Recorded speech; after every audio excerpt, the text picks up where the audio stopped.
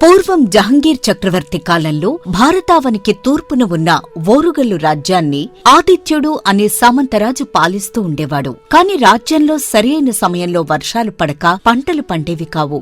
కాని చక్రవర్తి మాత్రం సామంతరాజులకు అధిక పన్నులు ప్రజల నుండి వసూలు చేసి పంపవలసిందిగా ఆజ్ఞలు జారీ చేస్తుండేవాడు.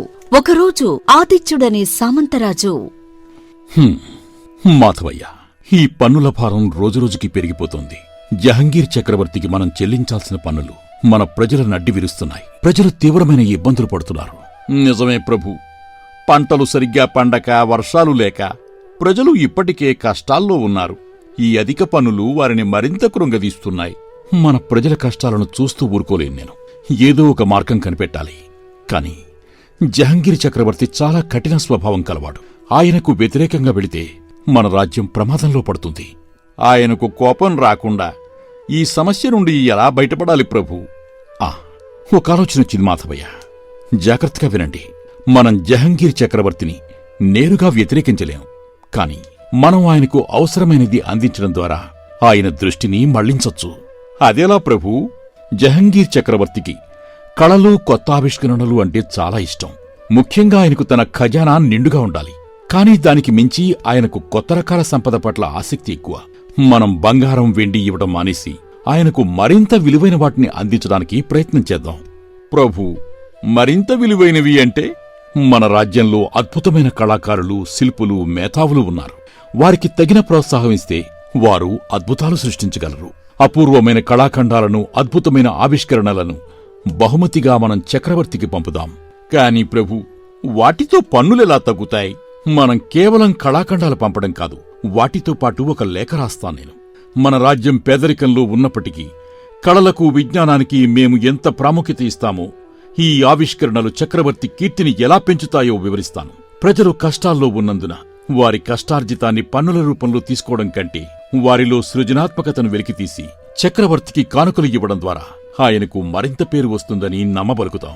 అంటే మనం పన్నులకు బదులుగా కళాత్మక సంపద పంపుదామన్నమాట.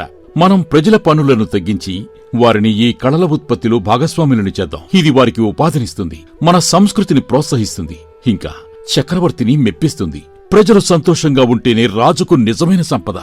అద్భుతమైన ఆలోచన ప్రభు. ఇది యుద్ధం లేకుండానే మన సమస్యకు పరిష్కారం. అయితే కాలస్యం దేనికి? మాధవయ్య, వెంటనే మన రాజ్యంలోని ప్రముఖ కళాకారులను, శిల్పులను, ఆవిష్కర్తలను పిలిపించండి. చక్రవర్తికి పంపాల్సిన లేఖను సిద్ధం చేద్దాం. మన ప్రజల భవిష్యత్తు ఇప్పుడు ఈ కళాఖండాలపై ఆధారపడి ఉంది. ఒకరోజు జహంగీర్ చక్రవర్తి దర్బారు జరుగుతుండగా రాజదూత ఒక లేఖ, కొన్ని పెట్టెలతో ప్రవేశిస్తాడు. లేఖను, పెట్టెలను సమర్పిస్తాడు.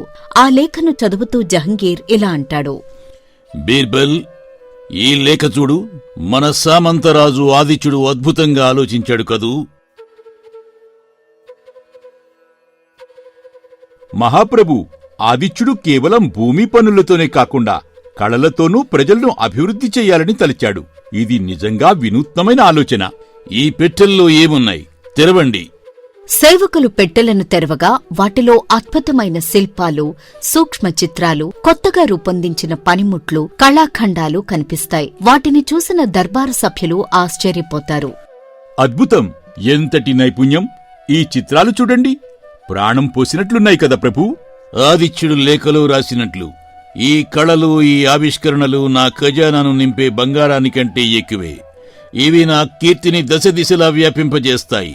సామాన్య పన్నులతో నిండిన ఖజానా కంటే ఇలాంటి అపురూప కళాఖండాలతో నా కీర్తి మరింత పెరుగుతుంది. కాని ప్రభూ, పన్నులు సరిగ్గా రాకపోతే రాజ్య ఆర్థిక వ్యవస్థకు నష్టం కదా.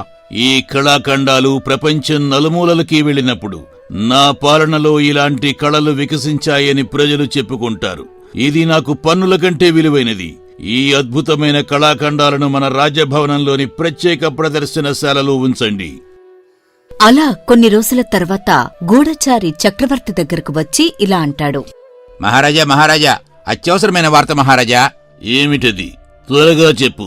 ప్రభూ, నేను ఆదిత్యుడి రాజ్యంలో రహస్యంగా పర్యటించాను. కేవలం కళాఖండాలను తయారు చేసి చక్రవర్తికి పంపితే సరిపోతుందని ఆదిత్యుడు కుట్ర పన్నాడు.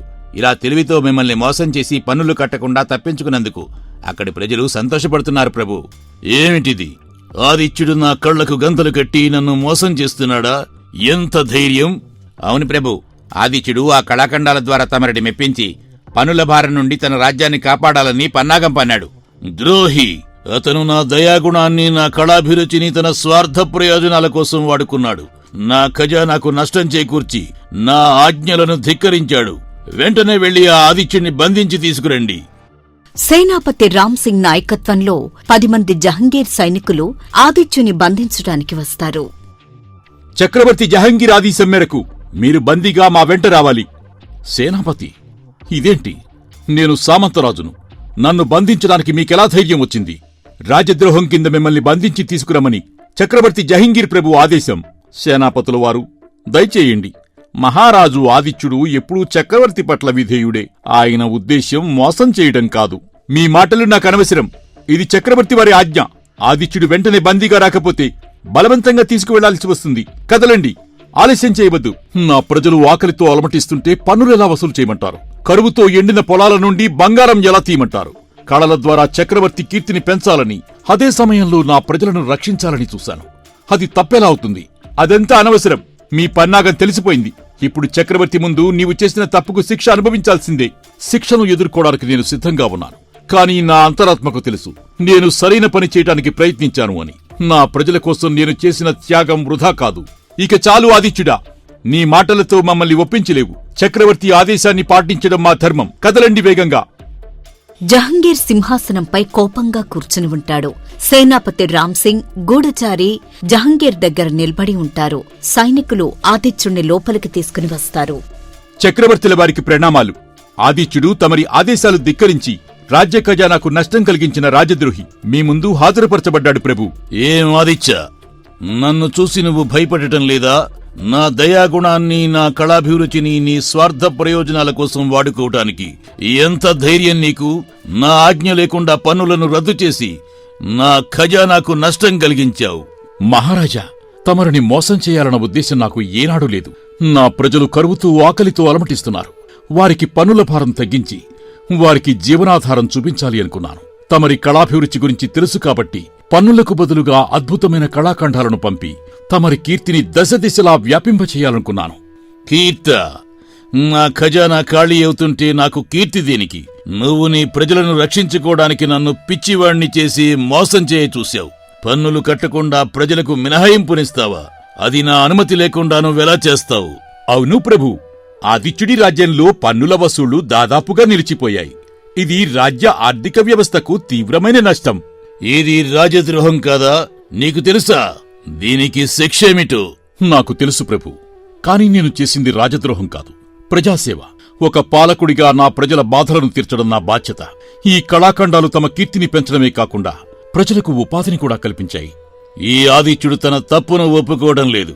తన మోసాన్ని కప్పిపుచ్చుకోవడానికి ఇంకా నీతులు చెబుతున్నాడు. ఆదిత్య, నీ వాదనలు ఇక చెల్లవు.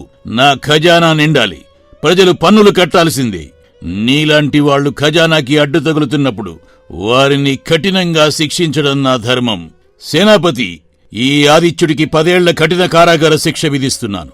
అతని రాజ్యాన్ని పూర్తిగా స్వాధీనం చేసుకోండి. అతని ప్రజల నుండి పన్నులన్నీ కఠినంగా వసూలు చేయండి. కొంతకాలానికి జహంగీర్ తన పరివారంతో ఆదిత్యుడి రాజ్యంలో ప్రయాణిస్తూ ఉంటాడు. గతంలో పచ్చగా ఉన్న పొలాలు ఇప్పుడు ఎండిపోయి బీటలు వారిన భూమిగా కనిపిస్తాయి. కొన్ని గ్రామాల్లో ఇళ్లు శిథిలావస్థకు చేరుకుంటాయి. ప్రజలు ఆకలితో దీనంగా కనిపిస్తారు. కరువు ప్రభావం చాలా తీవ్రంగా ఉంది. ఈ పొలాలు చూస్తుంటే పన్నులు వసూలు చేయటం అసాధ్యమనిపిస్తోంది మహారాజా. ఏమైంది మీకు?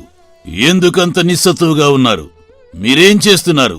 మహారాజా, మేము కూలీలో, కానీ కరువు వల్ల మా పొలాలు ఎండిపోయాయి ప్రభు. పండించడానికి లేదు, తినడానికి తిండి లేదు. తిండి లేదా?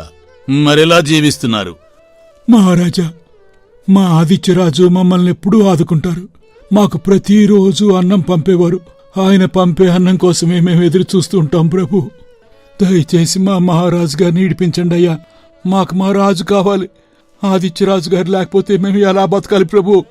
బీర్బల్, నేను తప్పు చేశాను. అధిక పనుల మోజులో ప్రజల కష్టాలు చూడలేకపోయాను.